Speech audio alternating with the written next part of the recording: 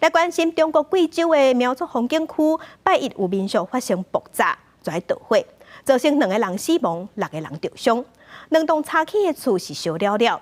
另外，北欧的冰岛发生火山喷发，岩浆直透对涂骹冒出来，看落是真惊人。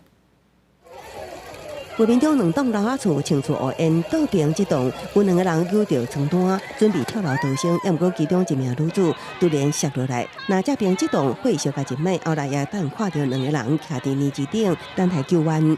这件火警发生在贵州雷山县的西港苗寨风景区，这有就千户苗族人家住伫这，是世界上上大的苗族村。查起的年纪建筑真有特色，也毋过拜一早起9点50分左右突然传出火警，有游客表示，着火点是一间民宿，疑似是煤气爆炸引起的。警区营运单位也捌讲是消防演练，后来佫改讲是误传，大火造成2位村民不幸死亡，也有6个人受伤。好佳在火势伫半点钟了后爆发。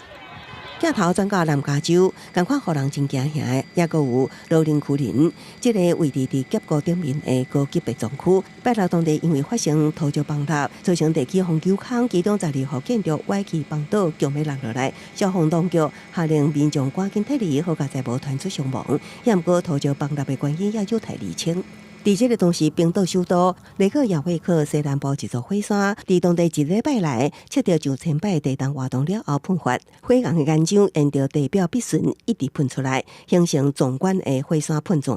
冰岛气象局表示，这是首都西科为2年来第3摆出现火山喷发，当局当密切监控经济发展，也建议大家毋通冒险前往。公司新闻张慧萍编译。